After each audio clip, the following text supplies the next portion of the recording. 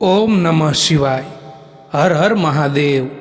શું તમે જાણો છો કે ભગવાન શિવને પ્રસન્ન કરવા માટે કરવામાં આવતું 16 સોમવારનું વ્રત માત્ર મનોકામના પૂર્ણ કરવાનું વ્રત નથી, પરંતુ ધીરજ, શ્રદ્ધા અને અડગ વિશ્વાસની પણ પરીક્ષા લે છે. કહેવાય છે કે જ્યારે ભક્ત સાચા મનથી ભોળાનાથને યાદ કરે છે ત્યારે મહાદેવ પોતાના ભક્તની કસોટી તો લે છે, પરંતુ તેનો હાથ ક્યારેય છોડતા નથી. આજે આપણે સાંભળવાના છીએ 16 સોમવારની એવી એક પૌરાણિક કથા, જેમાં એક ભક્તની શ્રદ્ધાની એવી પરીક્ષા થઈ કે એક ક્ષણ માટે આખું જીવન બદલાઈ ગયું. તો અંત સુધી જરૂર સાંભળજો, કારણ કે કથાના અંતમાં છુપાયેલો સંદેશ આપણા દરેકના જીવન માટે ખૂબ જ મહત્વનો છે. તો કોમેન્ટમાં એકવાર લખી દેજો, હર હર મહાદેવ. તો ચાલો શરૂ કરીએ. પ્રાચીન સમયમાં એક સુંદર નગર હતું. આ નગરમાં એક બ્રાહ્મણ રહેતો હતો. બ્રાહ્મણ ખૂબ જ ધાર્મિક અને શિવ ભક્ત હતો. તેની પત્ની પણ પતિની જેમ ભગવાન શિવની પરમ ભક્ત હતી. બંનેના જીવનમાં પૈસાની કોઈ કમી ન હતી. ઘર હતું, માન સન્માન હતું, જીવનમાં જરૂરી બધી વસ્તુઓ હતી. પરંતુ એક દુઃખ એવું હતું જે બંનેના હૃદયને અંદરથી સતત ખાઈ રહ્યું હતું. તેમને સંતાન ન હતું. વર્ષો વીતી ગયા. દરેક સવાર આશા લઈને આવતી અને દરેક રાત નિરાશા લઈને પસાર થતી. એક દિવસ બ્રાહ્મણની પત્નીએ પોતાના પતિને કહ્યું, સ્વામી, આપણે ઘણા ઉપાય કરી લીધા. હવે મને માત્ર એક જ આશા છે, આપણા ભોળાનાથ. બ્રાહ્મણે પત્ની સામે જોયું અને કહ્યું, તું સાચું કહે છે, મહાદેવ જ આપણા અંતિમ સહારો છે. પત્નીએ કહ્યું, તો ચાલો આપણે 16 સોમવારનું વ્રત કરીએ. બ્રાહ્મણે તરત જ સંકલ્પ કર્યો, હે મહાદેવ, આજથી અમે 16 સોમવારનું વ્રત કરીશું. અમારી ભક્તિમાં કોઈ કમી હોય તો ક્ષમા કરજો. સોમવારની વહેલી સવારે બંને ઉઠ્યા. સ્નાન કરીને સ્વચ્છ વસ્ત્રો પહેર્યા. ઘરમાં ભગવાન શિવની સામે દીવો પ્રગટાવ્યો. ઓમ નમઃ શિવાયનો જાપ કર્યો. પછી બંને શિવ મંદિરે ગયા અને શિવલિંગ પર જળ ચડાવ્યું, દૂધથી અભિષેક કર્યો, બિલ્વપત્ર અર્પણ કર્યા અને હાથ જોડીને પ્રાર્થના કરી, હે મહાદેવ, અમારું મન ક્યારેય તમારી ભક્તિથી દૂર ન થાય. આ રીતે પહેલો સોમવાર પૂર્ણ થયો. બીજો સોમવાર આવ્યો, પછી ત્રીજો, ચોથો, પાંચમો. દરેક સોમવારે એમની શ્રદ્ધા વધુ ને વધુ ઊંડી થતી ગઈ. ક્યારેક શરીર થાકી જતું, ક્યારેક મનમાં પ્રશ્ન ઉઠતો, શું ખરેખર આપણી મનોકામના પૂર્ણ થશે?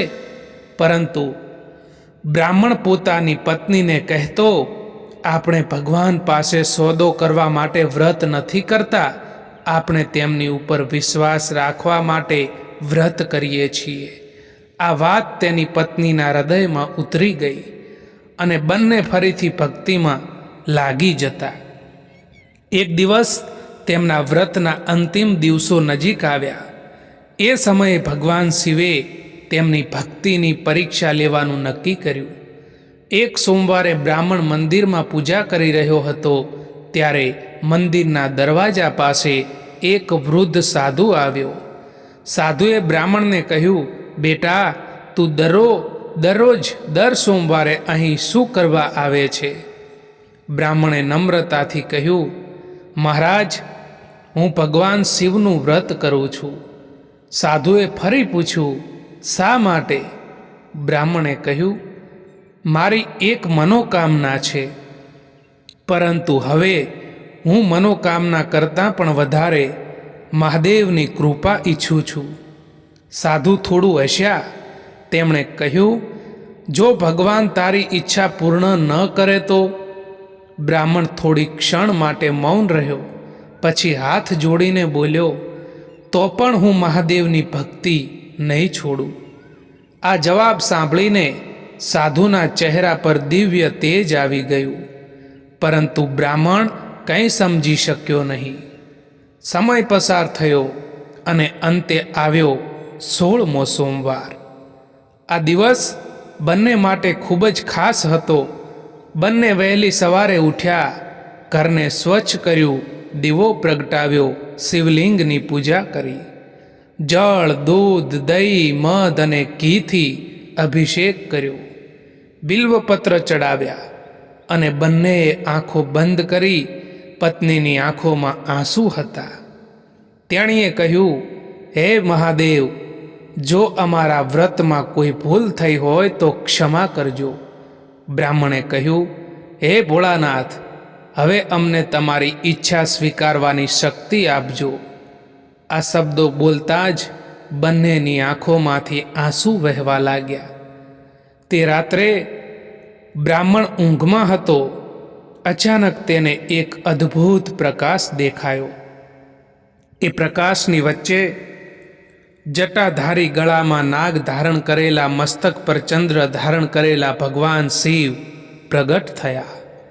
બ્રાહ્મણના મુખમાંથી એક જ શબ્દ નીકળ્યો, મહાદેવ. ભગવાન શિવે કહ્યું, હે ભક્ત, તારી શ્રદ્ધાથી હું પ્રસન્ન છું. તારી કસોટી થઈ હતી, પરંતુ તું સુખ માટે નહીં, મારા ઉપરના વિશ્વાસ માટે વ્રત કરતો રહ્યો. આ જ સાચી ભક્તિ છે. બ્રાહ્મણ હાથ જોડીને ઊભો રહ્યો. તે કંઈ બોલી શક્યો નહીં. મહાદેવે તેને આશીર્વાદ આપ્યા અને કહ્યું, તારી મનોકામના પૂર્ણ થશે. આટલું કહીને ભગવાન શિવ અંતર ધ્યાન થઈ ગયા. સવારે બ્રાહ્મણે પોતાની પત્નીને આખી વાત કહી. પત્નીની આંખોમાં આનંદના આંસુ આવી ગયા. બંનેએ ફરી મહાદેવની પૂજા કરી. સમય પસાર થયો અને ભગવાન શિવની કૃપાથી એમના જીવનમાં સુખનો પ્રકાશ આવ્યો. તેમણે સમજ્યું કે મહાદેવ પાસે સાચા મનથી કરવામાં આવેલી પ્રાર્થના ક્યારેય વ્યર્થ જતી નથી. ક્યારેક જવાબ તરત મળે છે, ક્યારેક મોડો મળે છે, પરંતુ ભક્તિ અને વિશ્વાસ સાચા હોય તો ભગવાનના આશીર્વાદ ચોક્કસ મળે છે. આ કથા આપણને એક ખૂબ સુંદર શીખ આપે છે. આપણે ઘણીવાર ભગવાનને કહીએ છીએ, મારી આ ઈચ્છા પૂરી કરો, પછી હું તમારી ભક્તિ કરીશ. પરંતુ સાચી ભક્તિ તો ત્યારે છે જ્યારે આપણે કહીએ, હે ભગવાન, મારી ઈચ્છા પૂરી થાય કે ના થાય, હું તમારી ભક્તિ નહીં છોડું. કારણ કે ભગવાન સાથેનો સંબંધ એ કોઈ સોદો નથી, તે શ્રદ્ધાનો સંબંધ છે. જ્યારે જીવનમાં મુશ્કેલી આવે ત્યારે ભગવાનથી દૂર ન જવું. એ સમયે ભગવાનને વધુ નજીક યાદ કરવા. કારણ કે અંધકાર કેટલોય પણ મોટો હોય, એક નાનો દીવો તેને દૂર કરી શકે છે. અને જીવનમાં ભગવાનનું નામ એ જ દીવા જેવું છે. જે ભક્ત 16 સોમવારનું વ્રત કરે છે તે સોમવારે વહેલી સવારે સ્નાન કરીને ભગવાન શિવની પૂજા કરી શકે છે. શિવલિંગ પર જળ અર્પણ કરે અને શક્ય હોય તો દૂધ અર્પણ કરવું, બિલ્વપત્ર ચડાવવું, ધૂપ અને દીવો કરવો, ઓમ નમઃ શિવાયનો જાપ કરવો અને પોતાની શ્રદ્ધા પ્રમાણે વ્રત રાખવું.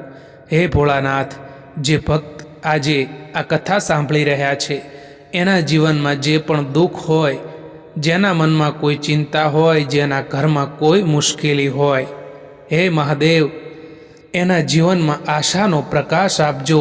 જેના ઘરમાં અશાંતિ હોય ત્યાં શાંતિ આપજો. જેના મનમાં નિરાશા હોય ત્યાં હિંમત આપજો. અને દરેક ભક્તને સાચા માર્ગે ચાલવાની શક્તિ આપજો. હે મહાદેવ, અમારી જાણે અજાણે થયેલી ભૂલોને ક્ષમા કરજો. અમારા પરિવાર ઉપર તમારી કૃપા હંમેશા રાખજો. હર હર મહાદેવ. અને આ કથા કોઈ એવા વ્યક્તિ સુધી જરૂર પહોંચાડજો જેને આજે ભગવાન શિવના આશીર્વાદની જરૂર છે. હર હર મહાદેવ.